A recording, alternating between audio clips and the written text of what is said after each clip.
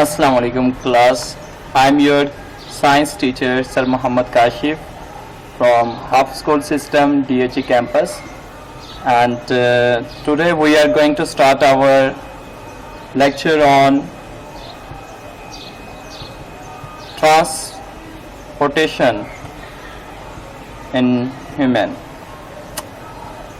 Last का जो topic हमने स्टडी किया था वो हार्ट के लिहाज से किया था।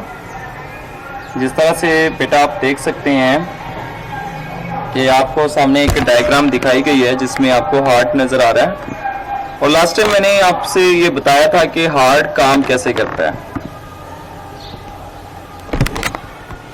आपने देखा था कि बेटा इसमें हमारे पास यहाँ पे ये वाला जो लेफ्ट आर्टरियम होता है, और फिर हमने देखा था कि ब्लड जब इसमें आता है तो उसके बाद ये हमारे पास लेफ्ट वेंट्रिकल होता है, और इसी तरह जो हमारा डीऑक्सीजनेटेड होता है वो किस में आता है, राइट आर्टरियम में और फिर राइट वेंट्रिकल में। आज बेटा नेक्स्ट हम स्टडी करने लगे हैं ब्लड वेसल्स के लिहाज से। लास्ट टाइम भी बेटा ब्लड वेसल्स मैंने बताई थी, तो यहाँ पे हम जो ब्लड वेसल स्टडी करने लगे हैं वो तीन तरह की हैं, आर्टरीज, कैपिलरीज, वेन्स। आर्टरीज क्या काम करती हैं? That carry blood away from the heart. ये दिल से ब्लड को बॉडी के दूसरे पार्ट तक लेकर जाती हैं। ऐसी नालियों को, ऐसी ब्लड वेसल्स को हम आर्टरीज कहते हैं। ये बेटा थिक होती हैं, मोटी होती हैं, थिक मीन मोटी, एंड फ्लेक्सिबल वॉल्स होती हैं, इनकी लचक जिसमें पाई जाती हैं। Most of the arteries carry oxygenated blood, ज्यादातर ऑक्सीजनेटेड ब्लड लेकर जाती हैं। लेकिन कुछ आर्टरीज ऐसी होती हैं, फॉर एग्जाम्पल जिनका नाम है पल्मोनरी आर्टरीज, वो क्या काम करती हैं? वो डीऑक्सीजनेटेड ब्लड लेकर जाती हैं लंग्स की तरफ। बेटा लास्ट टाइम मैंने आपको बताया था कि हमारा जो ब्लड है ये डीऑक्सीजनेटेड होता है, वो किस तरफ जाता है? लंग्स की तरफ जाता है, ताकि लंग्स में आपको पता है कि एयर एक्सचेंज होती हैं, गैसेस एक्सचेंज होती हैं, वहां से जाकर वो ब्लड ऑक्सीजन हासिल कर लेता है और दोबारा से ऑक्सीजनेटेड बन जाता है।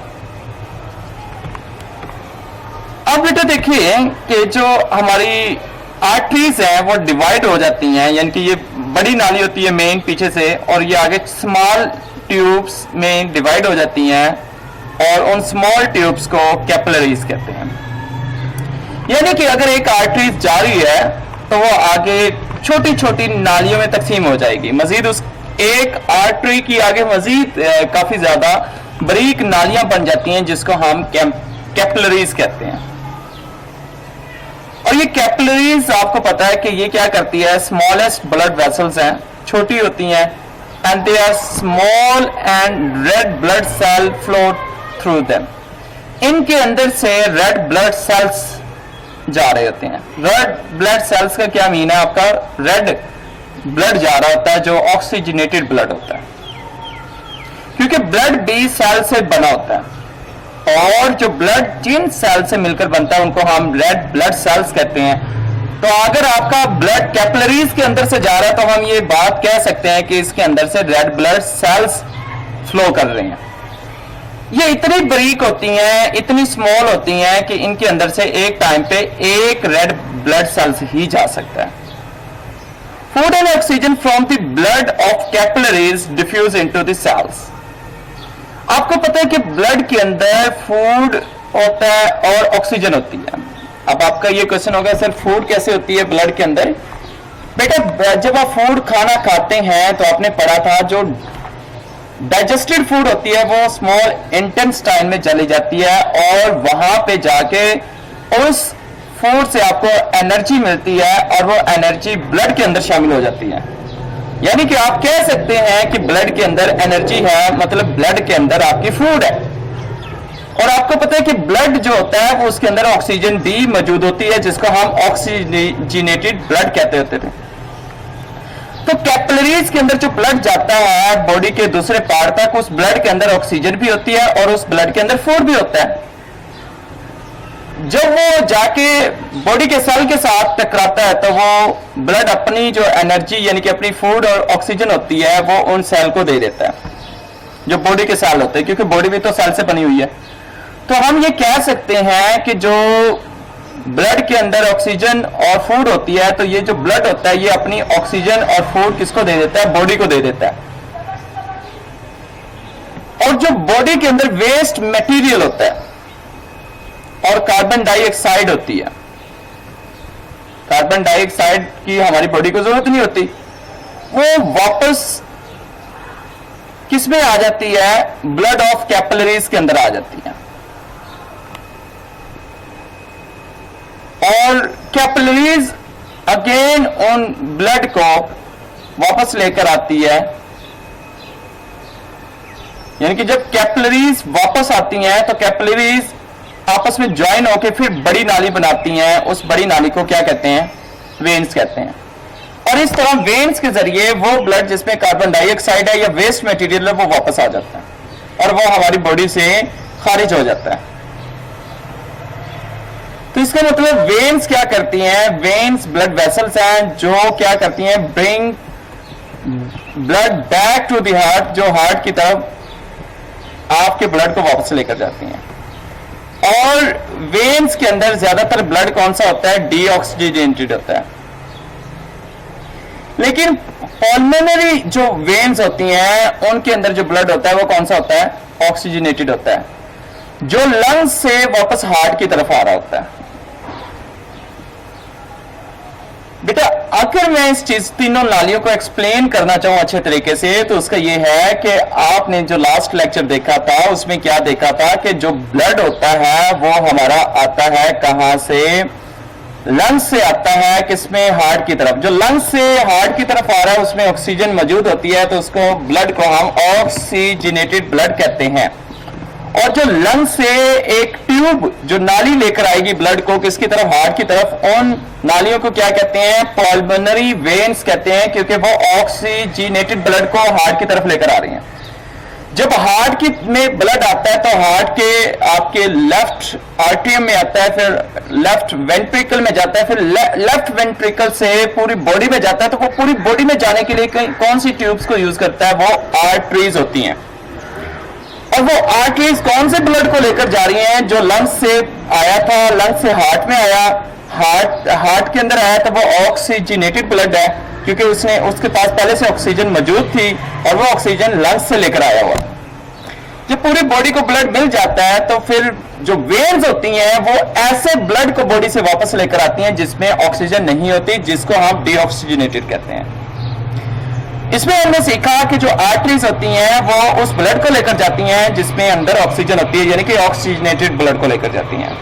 वेन्स जो होती हैं वो डीऑक्सीजनेटेड ब्लड को वापस लेकर आती हैं, हार्ट की तरफ लेकर आती हैं। आगे हम पढ़ रहे हैं बेटा, न्यू टॉपिक है एक, diet effect our circulatory system. सबसे पहले हम पढ़ेंगे हार्ट अटैक, जिसको दूसरा नाम क्या लिया जाता है? Myocardial infarction. हार्ट आपकी मसल का बना होता है बेटा, मसल मीन कि इसमें बोन्स नहीं होती। और ये जो जिन सेल से मिलकर बना होता है, this cell just like other cell in a body, ये भी दूसरे सेल की तरह होते हैं जो बॉडी में होते हैं। और ये हार्ट को क्या चाहिए? ऑक्सीजन और फूड चाहिए, क्योंकि हार्ट आपका सेल का बना हुआ है, पूरी बॉडी आपकी सेल्स की बनी हुई है और हर सेल को फूड और ऑक्सीजन चाहिए। फूड से मुराद बेटा मैंने पहले बता दिया था, एनर्जी लेनी है। आपकी बॉडी में हर सेल को फूड भी चाहिए और ऑक्सीजन भी चाहिए। अगर किसी सेल को फूड और ऑक्सीजन नहीं मिलती तो वो सेल डाई होना स्टार्ट हो जाता है। The blood vessel which supply food and oxygen to the heart are called coronary arteries। ये वो आर्टरीज हैं जो आपके हार्ट को ऑक्सीजन देती हैं और साथ आपके हार्ट को एनर्जी यानी कि फूड देती हैं। Sometime इन कोरोनरी आर्टरीज के अंदर प्लेक किस्म का सब्सटेंस आ जाता है। ये प्लेक होता क्या है? ये फैट कह सकते हैं आप इसको। जब ये फैट आपका कोरोनरी आर्टरीज के अंदर आ जाता है तो इसकी वजह से वो आर्टरीज नैरो यानी कि तंग हो जाती है। सही बात है, एक ट्यूब के अंदर कोई चीज आ गई है तो वो ट्यूब नैरो हो जाएगी, तंग हो जाएगी ड्यू टू प्लेक, उस प्लेक सब्सटेंस की वजह से। Some time blood clot form on to the plaque. जब ब्लड आगे नहीं चला जाएगा तो ब्लड जाके प्लेक के ऊपर रुकना स्टार्ट हो जाएगा, जिसकी वजह से वहां पे ब्लड क्लॉट बनना स्टार्ट हो जाएंगे, यानी कि खून के धब्बे बनना स्टार्ट हो जाएंगे, जिसकी वजह से वो कोरोनरी आर्टरीज बिल्कुल क्या हो जाएगी? ब्लॉक हो जाएगी। कोरोनरी आर्टरीज बिल्कुल ब्लॉक हो जाएगी, यानी कि बंद हो जाएगी, यानी कि आगे आप कोई फूड, कोई ऑक्सीजन नहीं जा सकेगी। जब आपके हार्ट को फूड और ऑक्सीजन नहीं मिलेगी तो आपके हार्ट के सेल डाई होना स्टार्ट हो जाएंगे, और एक वक्त ऐसा आएगा कि ये जो ब्लॉक की जाए इतनी वो रहेगी कि आपकी फूड ऑक्सीजन नहीं मिलेगी, तो उसकी वजह से आपको हार्ट अटैक होगा और जिसकी वजह से आपकी डेथ हो जाएगी। ये जो प्लेक होता था ये फैट्स होता है, चर्बी जिसको कहते हैं, चिकनाहट जिसको कहते हैं। जब आप ज्यादा चिकनाहट वाले खाने खाते हैं, ज्यादा खाते रहते हैं, एक्सरसाइज नहीं करते, तो इसकी वजह से आपका क्या होता है कि वो जो चर्बी होती है, जो फैट्स होते हैं, वो आपकी इन नालियों के अंदर जमना शुरू हो जाते हैं। जम जाते हैं तो वो प्लेक बन जाता है।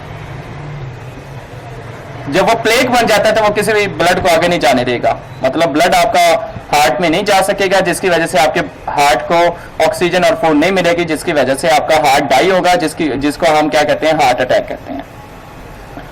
हार्ट अटैक की सिम्टम्स क्या हो सकती है? चेस्ट पेन रह सकता है आपको, शॉर्टनेस ऑफ ब्रीथ हो सकती है, सांस कम आ रहा होता है मुश्किल से, यानी हैवी स्वेटिंग, पसीना आपको काफी ज्यादा आता है जब हार्ट अटैक के जिसको चांसेस होते हैं।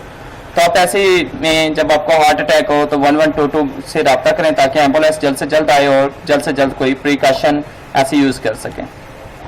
हार्ट अटैक का पता लगाने के लिए कि आपको हार्ट अटैक है या नहीं है या हो सकता है, तो उसके लिए हमें हार्ट अटैक की ईसीजी रिपोर्ट करवानी पड़ती है। ये जिसको मैं कर रहा हूँ बेटा, एक साइड पे देख लें, ईसीजी रिपोर्ट करवाना पड़ती है हार्ट अटैक को देखने के लिए कि हार्ट अटैक हो सकता है कि नहीं हो सकता। नेक्स्ट बेटा डिसीज है वो हाई ब्लड प्रेशर है, जिसको हम नेक्स्ट लेक्चर में पढ़ेंगे। ओके बेटा, टेक केयर, अल्लाह हाफिज। कोई क्वेश्चन हो तो बेटा जरूर पूछिएगा। काम साथ साथ करते रहना है आपने, ये राइट कर लें अपने कॉपी के ऊपर कि ये चीजें क्या हो